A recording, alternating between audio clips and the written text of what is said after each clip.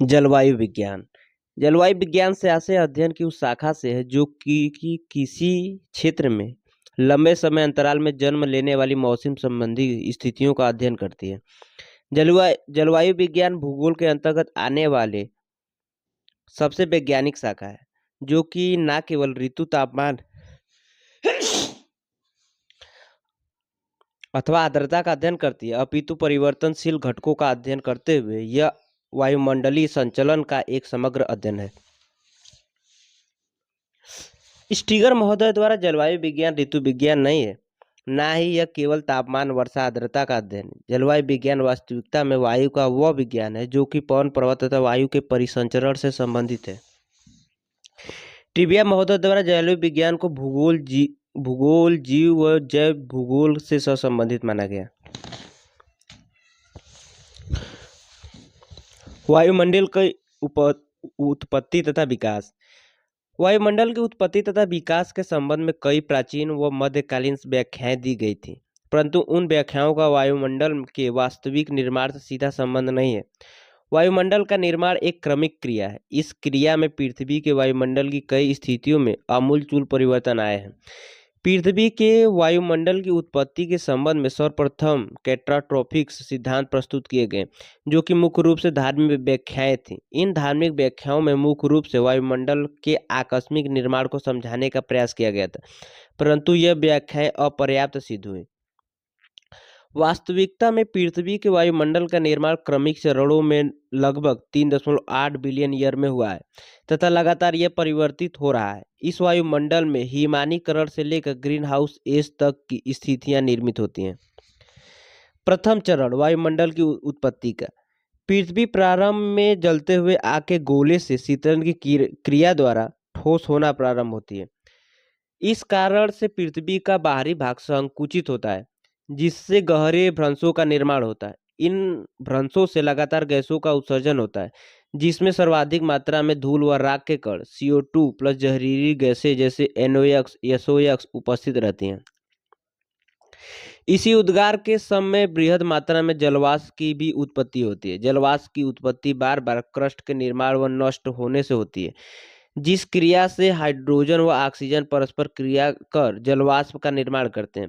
यह स्मरणीय कि पृथ्वी का प्रारंभिक वायुमंडल पृथ्वी के गुरुत्वाकर्षण बल के कारण निर्मित हुआ था, क्योंकि पृथ्वी के गुरुत्वाकर्षण बल के कारण उत्सर्जित होने वाली गैसें व जलवाष्प पृथ्वी के चारों ओर आवरण का निर्माण कर पाने में सक्षम रही। पृथ्वी का पलायन वेग 11.22 किलोमीटर प्रति सेकेंड है, जो अन्य गैसों के पलायन वेग से अधिक है। यह स्मरणीय कि प्रारंभिक वायुमंडल अपरिपक्व वायुमंडल था, क्योंकि यह वायुमंडल आभासी गैसीय वायुमंडल था। एक चित्र है जिसमें आभासी वायुमंडल, असघन परंतु धूल प्लस राख गर्म वायुमंडल को दिखाया गया है। फिर उसके बाद परिपक्व या स्वस्थ वायुमंडल, जिसमें तापमान सामान्य परास के अधीन था। यह वायुमंडल सूर्य से आने वाली सौर ज्वालाओं से भी अत्यधिक प्रभावित होता है, जैसे कि सौर ज्वालाएं पृथ्वी के वायुमंडल को एक दीर्घवृत्ताकार रूप में फैलाते थे। सेकेंड चरण वायुमंडल निर्माण की। प्रथम वर्षा का युग, फर्स्ट रेन ऑफ रेनफॉल। इसमें यह अम्लीय प्रकृति की वर्षा थी। महासागरों का निर्माण हुआ। अम्लीय प्रकृति के महासागर थे। परिपक्व वायुमंडल था। वायुमंडल का तापमान घटता, वायुमंडल का शीतलन हुआ। वायुमंडल सघन गैसीय आवरण में परिवर्तित हो गया। वायुमंडल स्वच्छ वायुमंडल में परिवर्तित हो गया। धूल प्लस राख के कण अलग अलग हो गए। पृथ्वी पर प्रथम वर्षा के युग के साथ ही प्रारंभिक या जहरीला वायुमंडल स्वच्छ वायुमंडल में परिवर्तित होता था, क्योंकि धूल और राख के कण वर्षा के जल में घुलकर पृथ्वी के धरातल पर आ जाते हैं, जिससे अम्लीय प्रकृति के महासागरों का निर्माण होता है। यह वर्षा प्रारंभिक वायुमंडल, जो कि अत्यधिक गर्म था, उसे ठंडा करने से भी सहायक सिद्ध होती है। वर्षा के युग में पृथ्वी के वायुमंडल को परिपक्व वायुमंडल में परिवर्तित किया। वर्षा के युग ने पृथ्वी के वायुमंडल को परिपक्व वायुमंडल में परिवर्तित किया, जहां पृथ्वी के चारों ओर गैसों का सघन आवरण उपस्थित था। Greenhouse age. स्मरणीय के द्वितीय चरण में निर्माण परिपक्व वायुमंडल में CO2 लगभग 30% उपस्थित थी। इस समय पृथ्वी पर हिमनद अनुपस्थित थे।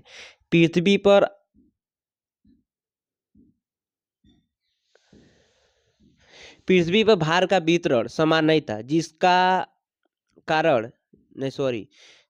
जिस कारण पृथ्वी की घूर्णन गति भी काफी तीव्र थी। इसी समय पृथ्वी पर पादप के रूप में महासागरों में जीवन की उत्पत्ति होती है।